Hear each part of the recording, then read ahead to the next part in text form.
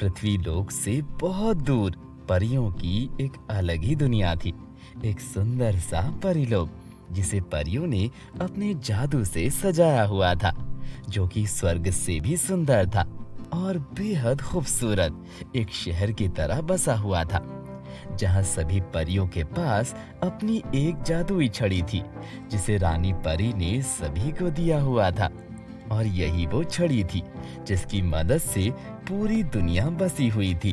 वहीं पृथ्वी लोक का हर एक इंसान इस दुनिया में जाने की तमन्ना रखता था, लेकिन ये हर किसी के बस की बात नहीं थी।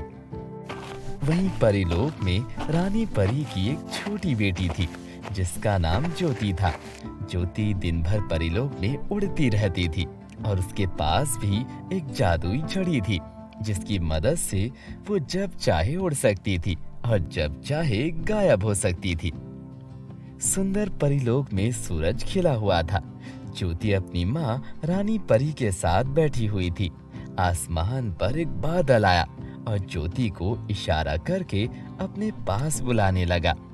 जैसे ही ज्योति ने उसे देखा, अपनी छड़ी उठाई और कहा, अंतर मंतर जंतर, मुझे आसमान में ले चलो। वो तुरंत आसमान में चली गई, जहाँ से नीचे देखने पर परीलोक बेहद ही सुंदर दिख रहा था। और कुछ देर के बाद वो जैसे ही बादलों के ऊपर गई तो परीलोक बादलों से ढक चुका था। उसे कुछ भी नीचे नजर नहीं आ रहा था। अरे, इन बदमाश बादलों ने मेरे परीलोक को ढक दिया। चलो वापस चली जाती हूँ। इतना कहकर ज्योति नीचे की तरफ उड़कर परीलोक में आने लगी, लेकिन उड़ते उड़ते वो परीलोक से निकलकर पृथ्वी लोक की ओर पहुंच गई थी। जब उसने नीचे की ओर देखा तो उसे लगा कि वो परीलोक से पृथ्वी लोक की ओर आ गई है, तो वो घबरा गई और जैसे ही वापस परीलोक की ओर मुड़ी, एक पक्षी आकर उसके हाथ से टकरा गया और ज्योति की जादुई छड़ी हाथ से छूटकर पृथ्वी लोक पर गिर गई। अरे, ये क्या? मेरी जादुई छड़ी पृथ्वी लोक में गिर गई है। मुझे उसे ढूंढना होगा, वरना कुछ देर बाद मेरी जादुई शक्तियाँ खत्म हो जाएंगी। ज्योति अपनी जादुई छड़ी को ढूंढने के लिए पृथ्वी लोक में उतरती है और जब वो नीचे उतरी तो एक जंगल के पास पहुंची। वहां जाकर वो झाड़ियों के अंदर अपनी छड़ी को ढूंढने लगी।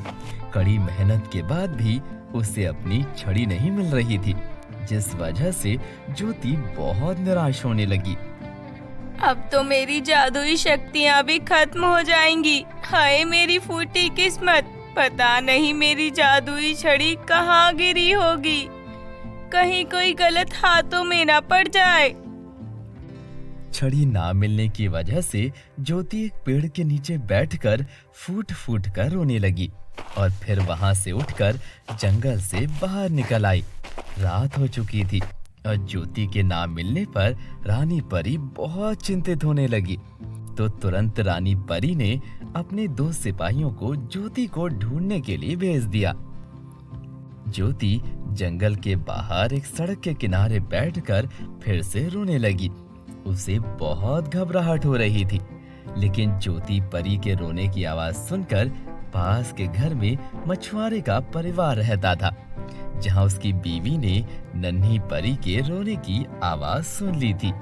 तो उसने तुरंत अपने पति को उठाया और कहा, अरे जी, सुनिए ना, कोई बच्ची रो रही है बाहर, आप एक बार देखो ना जाकर। इतना सुनकर मछुआरे ने एक लकड़ी उठाई और बाहर जाने लगा, लेकिन तभी उसका 6 साल का बच्चा राघव कहता है, पापा, ये लकड़ी देखकर वो बच्चा डर जाएगा, मैं भी आपके साथ चलता हूँ। ठीक कहा बेटा, लकड़ी घर पर ही रख देते हैं, है ना?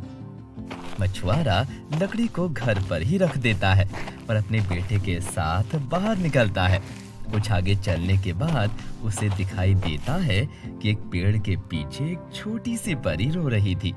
मछुआरा उसके पास जाने लगा था, लेकिन तभी राघव ने उसे रोक लिया। अरे पापा, आप रुको, मैं जाकर देखता हूँ। नहीं बेटा, उसने तुम्हें नुकसान पहुंचा दिया तो? पापा, वो खुद परेशान लग रही है। वो मुझे क्या नुकसान पहुंचाएगी? इतनी छोटी सी नन्ही परी तो है वो। राघव चुपके से जाता है और नन्ही परी के पीछे खड़ा हो जाता है। जैसे ही परी राघव को देखती है वो घबराकर वहां से जाने लगती है, लेकिन तभी राघव उसे रोक लेता है। रुको नन्ही परी, मुझे देखकर डरो मत, मैं आपकी मदद करने के लिए आया हूँ। नहीं, मेरी माँ कहती है हमें इंसानों से दूर रहना चाहिए। लेकिन मेरी माँ कहती है कि कोई भी परेशानी में हो तो उसकी हमें मदद करनी चाहिए।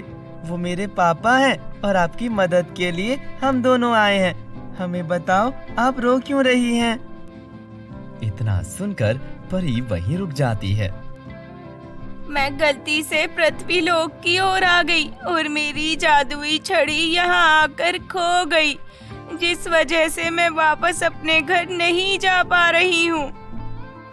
रात हो रही है, अभी तो आप हमारे घर चलो। सुबह को मैं और पापा आपकी जादुई छड़ी को ढूंढ लेंगे और रात के समय जानवर या कोई इंसान भी अगर आ गया तो वो तुम्हें नुकसान पहुंचा देगा। नन्ही परी ने राघव के ऊपर विश्वास कर लिया था और वो मछुआरे के घर चली गई। राघव अपने पिता और माँ को सारी बातें बता देता है। इसके बाद राघव की माँ बहुत खुश होती है और नन्ही परी को स्वादिष्ट खाना खिलाती है। ये तो बहुत स्वादिष्ट है, मैं परीलोक जाकर अपनी माँ को बताऊंगी। अगली सुबह मछुआरा और राघव छड़ी को ढूंढने के लिए जंगल में चले जाते हैं, लेकिन सुबह से शाम हो जाती है, उन्हें जादुई छड़ी नहीं मिलती। जब घर लौटकर आते हैं और ये बात नन्ही परी को पता चलती है तो निराश होकर रोने लगती है। तो मछुआरा उसे कहता है कि हम अगले दिन दूसरी दिशा में उस जादुई छड़ी को ढूंढेंगे। अगले दिन फिर से वो दोनों छड़ी ढूंढने निकलते हैं, लेकिन उन्हें कहीं नहीं मिलती। तो वो घर का सामान खरीदने के लिए बाजार की ओर चले जाते हैं। यहाँ जाकर राघव की नजर एक सुनार की दुकान पर पड़ती है। वहाँ एक छड़ी सोने की तरह चमक रही थी। दोनों सुनार की दुकान में जाते हैं। वो वही छड़ी थी जैसी नन्ही परी ने बताई थी, ठीक वैसी ही थी। तो मछुआरे ने सुनार से उस छड़ी के बारे में पूछा। भाई, ये सोने की छड़ी कोई मेरे पास बेच गया है। लाला जी, इसकी जो भी कीमत है ये मुझे चाहिए। 10 लाख रुपए। सुनार ने छड़ी की बहुत ज्यादा कीमत मांग ली थी और इतने पैसे मछुआरे के पास नहीं थे। तुम इस छड़ी के बदले मेरी जमीन और मकान ले लो। ठीक है, छड़ी ले जाओ और कल मकान और जमीन सब कुछ खाली कर देना। राघव उस छड़ी को लेकर घर जाता है और जैसे ही नन्ही परी को देता है वो बहुत खुश हो जाती है। आप लोग बहुत अच्छे हैं, आपने मेरी इतनी मदद करी। आपसे मिलने जरूर पृथ्वी लोक आऊंगी मैं। हमें भी तुम्हारी बहुत याद आएगी नन्ही परी। तीनों मिलकर ज्योति नन्ही परी को विदा करते हैं और वो देखते ही देखते बादलों के पार हो जाती है। परी के जाने के बाद तीनों बहुत उदास हो चुके थे और घर का सारा सामान बांधने लगे थे। अगली सुबह जैसे ही सुनार घर पर आता है, वो लोग एक बैलगाड़ी में सारा सामान लेकर जंगल की ओर निकल जाते हैं और वहीं एक छोटा सा तंबू लगाकर रहने लगते हैं। दूसरी तरफ ज्योति परीलोक पहुंचकर रानी परी को सब कुछ बताती है। रानी परी बहुत खुश होती है और राघव और उसके परिवार से मिलने के लिए पृथ्वी लोक पर आती है, लेकिन उनके घर पर कोई नहीं होता। फिर रानी परी वापस परीलोक आती है और अपने सिपाहियों से कहती है, सिपाहियों, राघव और उसके परिवार को ढूंढ कर लाओ। सिपाही पृथ्वीलोक में उतरते हैं और लोगों को ढूंढते ढूंढते एक जंगल की तरफ पहुंच जाते हैं, जहां उन्हें मछुआरे का परिवार मिल जाता है। सिपाही उन तीनों को लेकर परीलोक जाते हैं, जहां रानी परी उनका स्वागत करती है। तुमने मेरी बेटी को बचाने के लिए बहुत कुछ किया है। मैं तुमसे मिलना चाहती थी। तुम बहुत खुशकिस्मत हो कि परीलोक में आने का अवसर मिला है। लेकिन जब मैं तुम्हारे घर गई तो तुम लोग वहाँ नहीं थे। क्या हुआ? घर क्यों छोड़ दिया? इतना सुनते ही मछुआरे ने परी को सब कुछ बता दिया। तुमने मेरी बेटी को मुझसे मिलवाने और उसकी जान बचाने के लिए अपना सब कुछ गवा दिया। नहीं रानी परी, हमने इसे अपनी बेटी की तरह माना था, इसीलिए नन्ही परी की खुशी के आगे हमें कुछ भी ज्यादा नहीं लगा।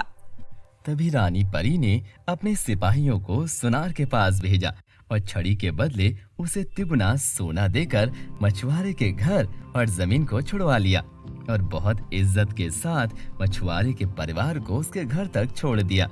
और जब वो लोग घर के अंदर गए तो उनकी आंखें फटी की फटी रह गई, क्योंकि वहाँ सोने का भंडार लगा हुआ था। आप लोगों का ये खजाना कभी भी खाली नहीं होगा।